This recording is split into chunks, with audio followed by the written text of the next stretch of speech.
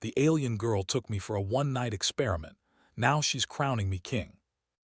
Now, years later, he found himself on the edge of the galaxy aboard the research vessel Odyssey. His mission was simple: study the planets, record data, and observe any signs of life. Simple, yes, but he never imagined that life would come looking for him. The planet before him was unlike any he had seen. Its surface shimmered with colors that seemed to shift in the sunlight, forests glowed faintly with bioluminescence, and rivers ran like liquid crystal. But the strangest thing, Ethan noted, was the feeling that he was not alone. It started with a movement at the edge of the clearing. A figure appeared, almost floating, perfectly balanced on the crystalline surface. She was small, lithe, and her skin seemed to reflect light in soft waves, as if the air itself caressed her form. Her hair shimmered silver blue and her eyes glowed faintly like tiny moons. Ethan froze. "Hello," she said, her voice musical yet clear, carrying across the forest without effort. "I am Lyria." Ethan blinked. Hello, I'm Ethan. He stopped. How did she know his name? Had she seen him through the vessel, or somehow read his thoughts? He decided not to ask yet. Lyria tilted her head, studying him as if he were a puzzle. "I have been observing your kind. You are different." She stepped closer, her movements graceful, almost floating. "I want to learn more." "Learn?" Ethan asked, cautious. "You mean like research?" "Something like that," she said with a small smile, "but not in the way your species thinks. I want to see how humans act when tested." Ethan's heart skipped. "Tested? What kind of test?" Lyria's smile widened, though her eyes were serious. "One night, that is all. One night to understand you." Ethan's mind raced. One night, with an alien, alone. Part of him screamed danger but curiosity, the same curiosity that had brought him across the stars, won over. "Okay, I agree, I suppose." "Good," she said. She extended her hand. The moment he touched it, a strange warmth spread through him. A soft glow enveloped them both, and the air seemed to hum. "Do not be afraid, I will not harm you." Ethan nodded, swallowing. "I trust you." She led him through the glowing forest, past rivers that sparkled like molten glass and towering crystalline trees that bent as if to watch them pass. He felt lighter, more aware, as if his mind had been tuned to notice things he could not before. Colors seemed sharper. Sounds carried farther, thoughts came faster. "Your species has potential," Lyria said as they walked. "More than most in the galaxy, that is why I chose you." "Why me?" Ethan asked. "There are billions of humans, why now?" "Timing," she said simply, "and curiosity." They reached a clearing where the ground formed a smooth platform of crystal. In the center, a small device hovered. It looked like a simple sphere at first, but it pulsed with light, changing color every few seconds. Lyria gestured toward it. "This is the start of your experiment," she said. "The device will present challenges. Each challenge will test your reasoning, creativity, and judgment. There are no wrong answers, only approaches." Ethan took a deep breath. He had faced impossible equations, dangerous experiments, and life-threatening situations on Earth, but something about this was different. He felt alive in a way he never had. The first challenge appeared as soon as he touched the sphere. A holographic puzzle floated above it, geometric shapes rotating in impossible patterns, shifting colors and lights. Ethan frowned, studying them. At first, it seemed random. But then, as he focused, patterns emerged. He recognized symmetry, ratios, and sequences, logic buried in chaos. Carefully, he adjusted the shapes in sequence. Slowly, the hologram aligned perfectly, emitting a soft chime. Lyria clapped softly. "Impressive. Most species would have failed immediately." Ethan laughed nervously. I guess humans are problem solvers." "Yes," Lyria said. "Your kind adapts, your creativity is unusual." The next challenge was more complex. Holographic creatures appeared, each with strange behaviors. Ethan had to predict how they would interact with each other and suggest solutions to prevent conflict. Hours seemed to pass in minutes, but Ethan never tired. His thoughts flowed. ideas coming faster than he could speak them aloud. Humans think in ways other species do not, Lyria said quietly, almost to herself. You combine instinct with logic, emotion with reason. Fascinating. By the time the final challenge appeared, Ethan was exhausted, but exhilarated. It was a simple task: create something new from the environment around him. The sphere pulsed, and he saw glimpses of the forest, the light, and even Lyria herself reflected in the crystal. He closed his eyes and let his mind wander. Moments later, a sculpture formed, made of the crystalline trees, the rivers, and the glowing air, a delicate, balanced creation that seemed alive. Lyria's eyes widened. "It is beautiful," she whispered, "and entirely human." Ethan smiled, feeling both proud and relieved. I don't know if I did it right." "You did more than right," Lyria said softly. "You exceeded expectations. Most species would have failed or relied solely on technology. You used your mind, your senses, your intuition. You are remarkable." For the first time, Ethan realized that this experiment wasn't just about tests. It was about understanding the very essence of being human. Lyria's gaze softened. She reached out, touching his arm gently. "I chose you for a reason," she said. "And what I have seen tonight may change more than just you." Ethan looked at her, puzzled. "Change me? How?" "Patience," she said with a mysterious smile. "All will be revealed in time." As the first light of the alien dawn crept across the forest, Ethan realized that the night had been more than an experiment. It had been an awakening. He felt sharper, stronger, and more aware than ever before. And though he did not yet understand Lyria's full intentions, he knew one thing for certain: his life had just changed forever. Lyria led him back to the edge of the forest, to the place where he had first arrived. She looked at him with a hint of amusement and admiration. "Rest now," she said. "Tomorrow you will begin the true journey." Ethan nodded, a mixture of excitement and nervousness flooding him. He glanced at the forest one last time, wondering what other mysteries it held. He had survived the night's challenges, but deep down, he knew this was only the beginning. As he lay down on the soft alien grass, staring at the sky with its twin moons, he couldn't help but smile. For the first time in his life, he felt like a part of something bigger, something extraordinary. And somehow, he knew that the girl named Lyria, and whatever her experiment truly was, would lead him into a world far beyond his imagination. And so, the night ended not with fear, but with promise. A promise that humans, with all their strange creativity and resilience, might just hold a place in the galaxy far grander than anyone had expected. Ethan woke to a world unlike anything he had ever imagined. The air smelled faintly of crystal and flowers, and the sky shimmered with shifting colors, as though painted with living light. He blinked against the brightness and realized he was no longer on the forested edge of the alien planet. He stood on a smooth platform of floating glass, suspended above a city that stretched endlessly in every direction. Towers of transparent crystal spiraled toward the sky, bridges of light connected them, and strange vehicles glided silently between them. Lyria was already waiting, her silver-blue hair shimmering like liquid metal in the strange sunlight. She smiled at him, a mixture of amusement and pride. "Welcome to Violia," she said. "This is my home." Ethan's jaw dropped. It's incredible. I've never seen anything like it." "Few humans have," Lyria replied, "and fewer would survive here for long." "Survive?" Ethan asked, wary. Lyria's eyes sparkled. "You have shown remarkable skill already, but here the rules are different. You must learn quickly or fail." "Are you ready?" Ethan swallowed and nodded. "I'll do my best." She led him through the city, past alien beings of all shapes and colors. Some had wings of shimmering light, others had limbs that shifted like liquid, and many seemed to change their forms slightly as they moved.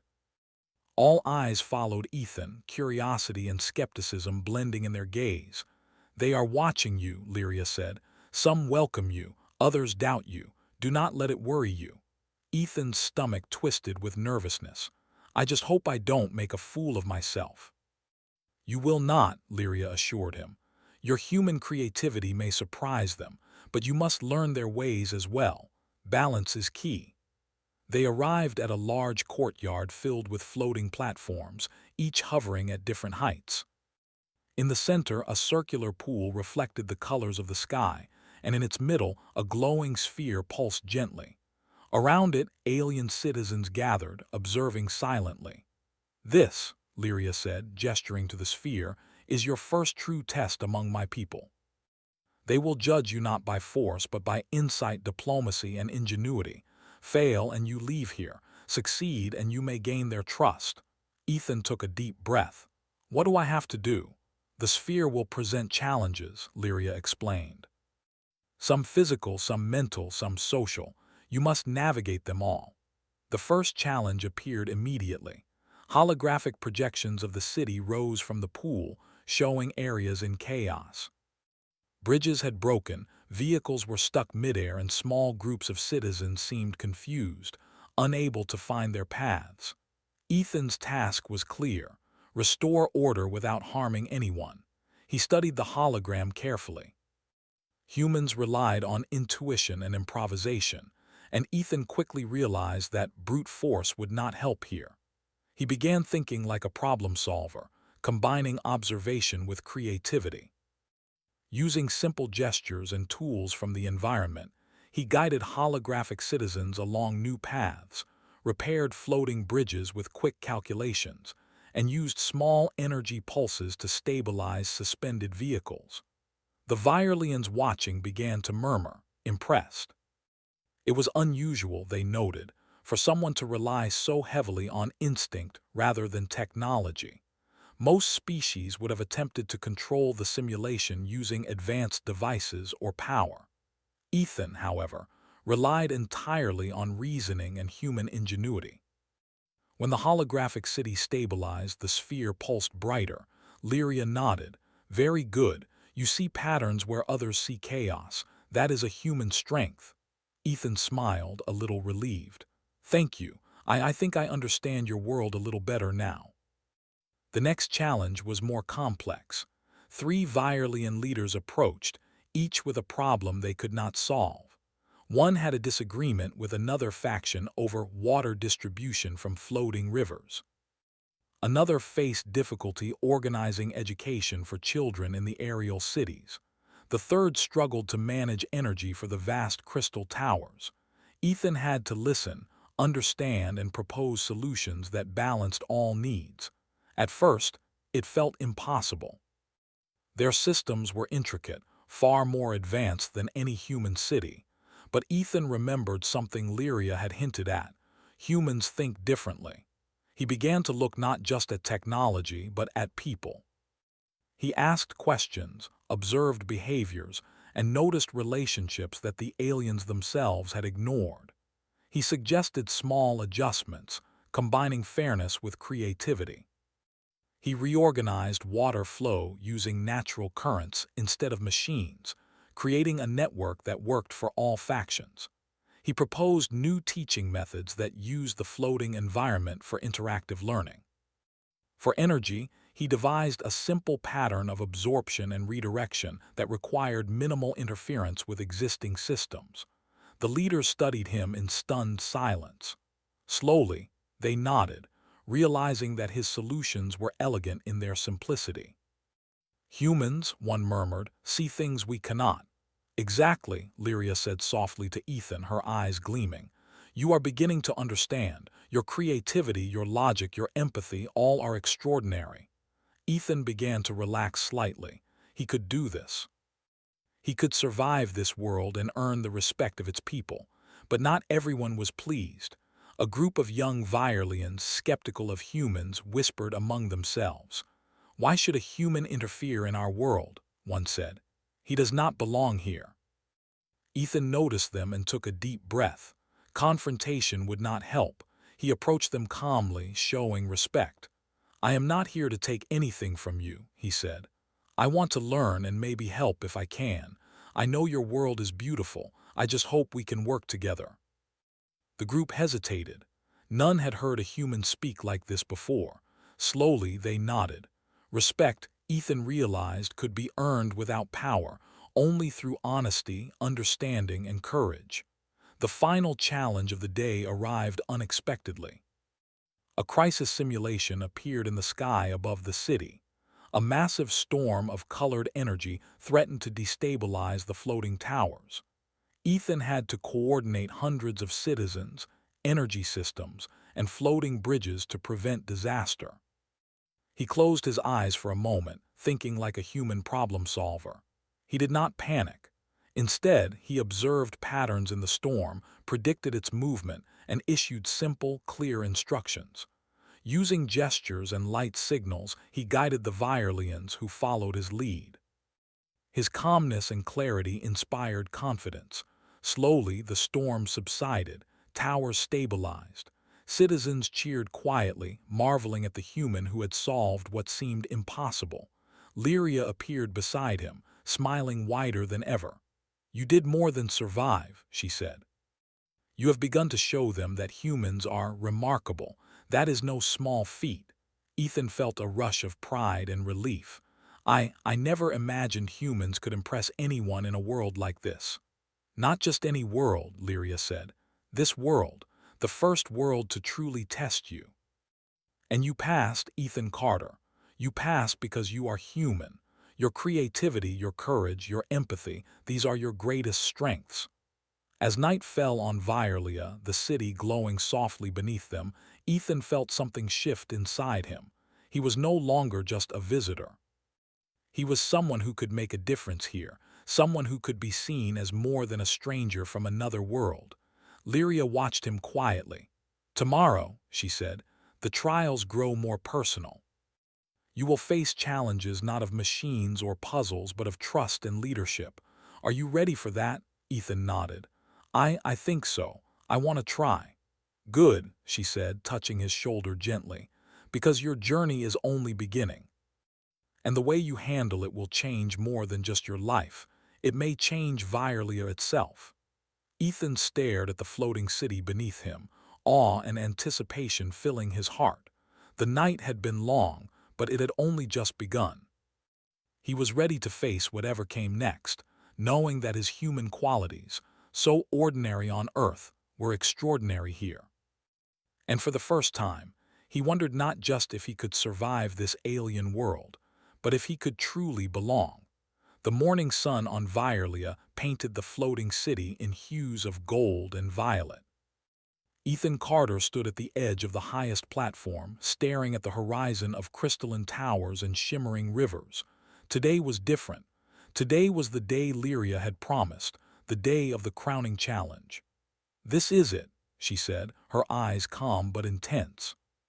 "The final test to see if you are more than a visitor. If you succeed, you may gain not only respect but leadership. Are you ready?" Ethan took a deep breath. He had passed the trials of intellect and creativity. He had earned the trust of many Violins. But this felt heavier. Leadership was not a puzzle or a simulation. It was people, ethics, and judgment. "I'm ready," he said, though his stomach twisted nervously. Lyria smiled faintly. "Good, follow me." They descended into the city, where hundreds of Violins had gathered. A large platform had been erected, hovering above the central city square. Ethan could feel their eyes on him, curiosity mixed with skepticism. Some whispered doubts, others whispered hope. He drew a deep breath, reminding himself of the lessons he had learned. Observe, listen, and think with both heart and mind. The first part of the challenge was immediate. A holographic map of the city appeared above the platform, highlighting multiple crises. A transportation network on the verge of collapse, energy systems overloading, and small communities arguing over resources. Ethan had to act fast. Unlike before, this was not a simulation. These were real problems affecting real people. He quickly organized teams of Violins, using simple human methods: clear communication, delegation, and practical problem-solving. "Focus on priorities first," he instructed, his voice calm and steady. "We stabilize energy. Then we fix transportation. Then we mediate the disputes. The aliens looked at him with a mixture of surprise and curiosity. Most of their leaders preferred complex algorithms and advanced AI to solve these problems. Ethan, however, trusted people, intuition, and logic. And it worked. The city stabilized, the citizens followed his instructions efficiently, and minor crises were resolved faster than anyone had expected. Lyria's voice echoed in his mind. You see solutions others cannot. You think beyond the machines. The second part of the challenge tested diplomacy.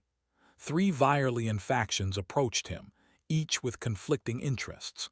One demanded more energy from the floating rivers, another wanted control of a research center, and the third sought greater influence in city governance. Ethan had to negotiate and find a solution that satisfied everyone, or at least minimized conflict. He listened carefully, asking questions, and observed the subtle cues of the alien leaders, the tilt of a head, the pulse of light in their eyes, the rhythm of their speech.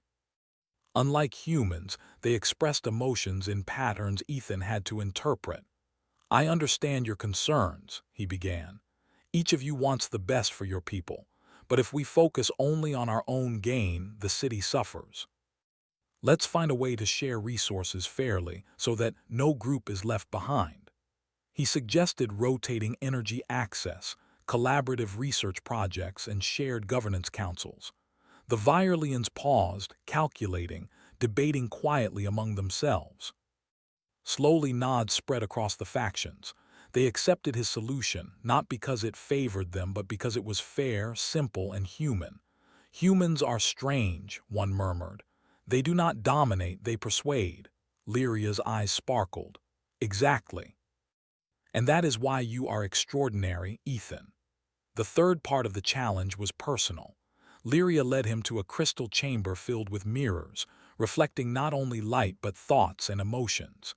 Ethan saw visions of himself, of Earth, of humans, and of the alien world.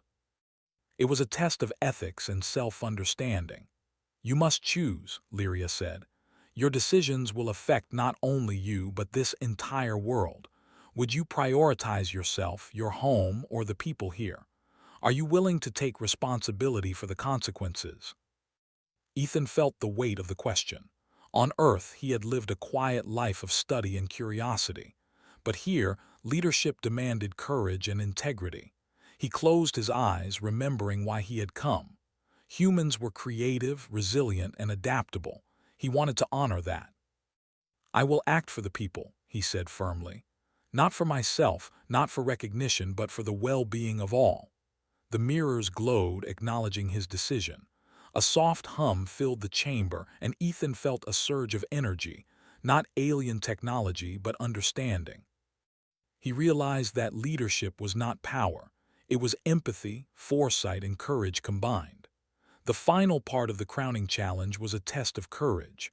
A large platform hovered high above the city, unstable and swaying. Ethan had to cross it while maintaining balance, guiding Virelian citizens across safely. It was a physical task, but also symbolic. Could a human inspire trust while facing danger? He stepped carefully, focusing on each step. The aliens followed his lead, hesitating at first, then gaining confidence as they saw his steady approach. Midway, the platform tilted dangerously, and Ethan instinctively reached out, supporting those who faltered. One young Virelian with delicate wings teetered at the edge, and Ethan caught them just in time. The crowd below watched silently, awe spreading across their faces. By the time he reached the end, every citizen was safe, and the platform stabilized. Ethan's heart pounded, but a quiet satisfaction settled over him. He had not only passed a test of courage but had earned the trust of the Virelians. Lyria approached him as the sun set, casting the floating city in warm golden light. Her eyes were filled with pride. You have done it, Ethan Carter, she said softly. You have faced intellect, diplomacy, ethics, and courage. You have proven that humans are not only capable but remarkable. The people of Virelia recognize this, and so you are ready. Ethan's heart raced. Ready for what? Lyria's smile widened. To be crowned, not by force but by the respect and trust of those you have helped. The title of king is symbolic, yes, but also practical. It signifies leadership earned through wisdom, compassion, and ingenuity, and you have earned it. The Violins began to chant softly, a melody that carried across the city like the hum of light. Ethan stepped forward, unsure, humbled by their faith in him. Lyria placed a small, delicate crown of crystal on his head. It was light but heavy with meaning. "You are king of Violia," she said. "Not because you are alien, not because you are strong, but because you inspire, because you are human." Ethan felt a rush of emotions, pride, humility, wonder. He had never imagined that humans could be celebrated like this, revered not for power or weapons, but for creativity, empathy, and courage. The Violins cheered, and Ethan lifted his hands, feeling the weight of responsibility settle comfortably on his shoulders. He knew this was only the beginning. He would have to learn their ways, continue to earn their trust, and guide them wisely. But for the first time, he felt truly capable. Lyria stood beside him, her hand brushing lightly against his. "The experiment began as a test," she said quietly, "but it has become something more, a partnership, and perhaps the beginning of a new chapter not just for you but for both our worlds." Ethan nodded, his mind racing with possibilities. Humans had always looked to the stars with curiosity. Now he realized they could reach beyond merely observing. They could lead, inspire, and connect with civilizations far beyond Earth. As night fell on Violia, the city glowing with soft light, Ethan looked out across the floating towers. He had passed the crowning challenge. He had earned the respect of a world that had seemed impossible to understand. And he had done it with what made humans special: imagination, resilience, empathy, and courage. He turned to Lyria. "What happens now?" she smiled. "Now we begin the real journey, and the galaxy will never see humans the same way again." Ethan felt a sense of purpose deeper than anything he had known. He was no longer just a visitor, a scientist, or a curious human. He was a bridge between worlds, a symbol of what humanity could achieve. And in that moment, under the twin moons of Violia, he understood that the experiment, what he had once thought was a simple night of observation, had changed the course of his life forever. And it was only the beginning. The city of Violia glowed softly in the morning light, a tapestry of floating towers, crystalline rivers, and bridges that shimmered like threads of liquid glass. Ethan Carter, now crowned king, stood on the highest platform, feeling the weight of his new role, not heavy but profound. He could hear the gentle hum of the city, the voices of citizens moving below, and the soft whispers of respect carried on the wind. Lyria approached him, her silver-blue hair catching the light, eyes sparkling with pride. "You have done more than survive, Ethan," she said softly. "You have proven that humans are capable of greatness in ways even we did not expect. And now, it is time to take the next step." Ethan looked at her, curiosity and caution mingling in his gaze. "Next step? What do you mean?" Lyria's smile was calm but serious. "You have earned leadership here, but your influence can extend beyond Violia. Humans are known to many worlds as unpredictable, yet resourceful. They are underestimated far too often. You have the chance to show the galaxy the true potential of your kind." Ethan nodded slowly. He had been through so much in the past days, tests of logic, creativity, courage, and diplomacy. And now, standing among beings far more advanced than humans in many ways, he understood something important. Humans were underestimated because of their simplicity, their reliance on intuition, empathy, and adaptability. These were strengths other species often overlooked. "Then we do it," Ethan said, his voice steady. "We show them what humans can really do. But how do we start?" Lyria gestured to the city below. "First, you must lead Violia wisely. Your people must trust you not just for your cleverness but for your fairness, your humanity. Then you reach out, Other worlds will notice. Ethan took a deep breath, feeling both excitement and responsibility. Leadership was not about power, it was about trust, collaboration, and vision. He had faced the trials, and now he had to prove that humans could lead with empathy as well as intelligence. The first test as king came quickly. A neighboring alien civilization, the Zarathi, had sent a delegation to Virlia. They were known for being rigid and territorial, expecting dominance and control from those they dealt with. Ethan would have to welcome them, negotiate, and ensure that both Virlia and the Zarathi saw mutual benefit in collaboration. He walked confidently toward the delegation, Lyria at his side. The Zarathi leader, a tall figure with jagged crystal shoulders, looked him over skeptically. "I have heard stories," the leader said. "A human, leading Virlia. I am curious. How will you manage our concerns?" Ethan smiled politely. "I am glad you are curious. My goal is simple, to find solutions that respect everyone without harming anyone. Let's talk openly, share ideas, and see what we can accomplish together." The Zarathi were quiet, taken aback by his calm and approachable tone. They were used to threats and domination, not reasoned diplomacy. Ethan guided the discussion with clarity, listening carefully, asking questions, and proposing fair compromises. Slowly, the tension eased. Agreements were made, plans formed, and the delegation departed with respect rather than suspicion. Lyria's eyes glimmered with pride. "See, humans lead not with intimidation but with understanding. That is why you are remarkable." In the following days, Ethan faced challenges that tested every aspect of his humanity. Resource shortages in certain floating cities required creative solutions. Education programs had to be adapted to diverse alien minds. Some Virelians still doubted a human king and subtly tried to undermine him. But Ethan met each challenge with patience, observation, and insight. He discovered that simple ideas often had the greatest impact. Instead of building complex machines for resource distribution, he designed a flexible network that relied on cooperation and timing.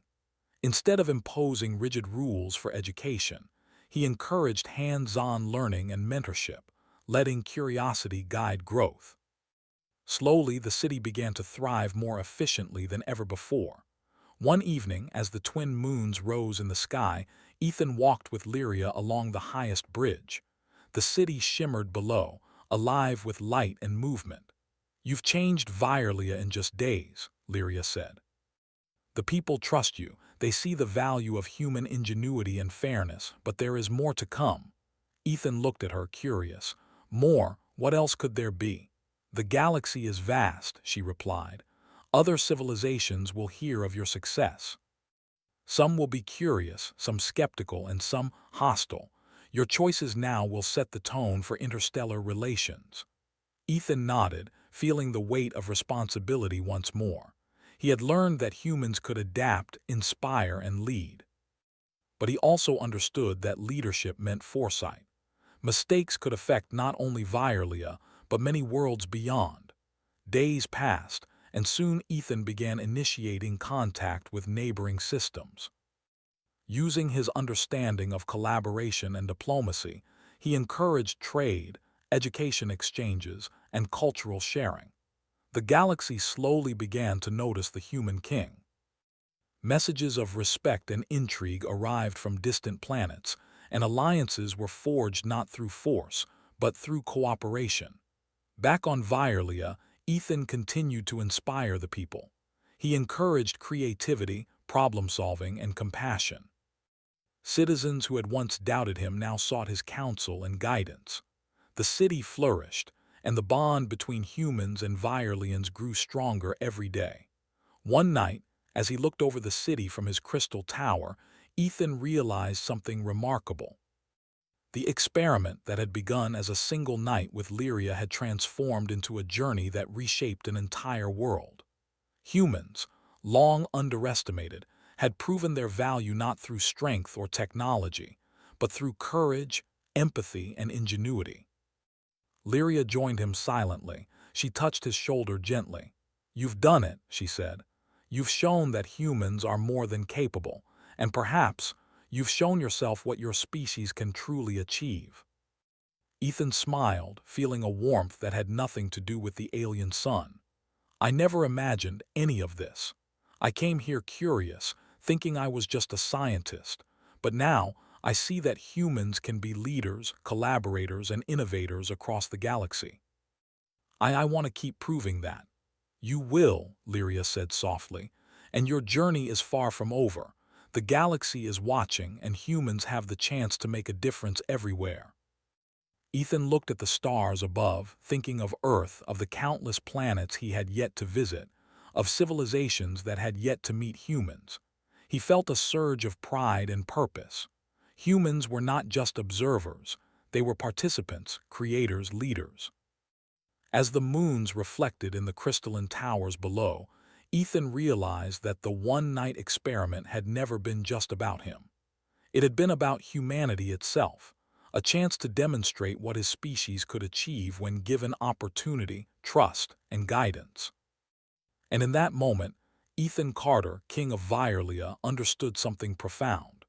Humans, with their curiosity, empathy, and courage, could rise to meet any challenge, inspire any civilization, and shape the galaxy in ways no one had imagined. He turned to Lyria, who smiled, her eyes full of admiration and quiet affection. "Thank you," he said, "for trusting me, for believing in humans." She shook her head gently. "No, Ethan, it is you who proved that humans deserve that trust. And now it is time for the galaxy to see it too." The city of Violia hummed below them, alive and vibrant. Ethan knew that this was just the beginning. Humans had entered the wider galaxy, not as visitors but as equals, innovators, and leaders. And he, a single human among millions, had become a symbol of their potential. As night deepened and the stars stretched across the alien sky, Ethan felt a sense of peace and purpose unlike anything he had ever known. The experiment had ended, but the legacy of humanity was just beginning. And somewhere, deep in the floating city, Lyria whispered quietly, "The galaxy will never underestimate humans again." Ethan smiled, looking at the horizon. "No, they won't. And we'll make sure they see what humans can do with courage, creativity, and heart." The light of the twin moons reflected off his crown, a symbol not of domination, but of trust, leadership, and the extraordinary potential of humanity. The night settled softly on Violia, but the story of humans had only just begun.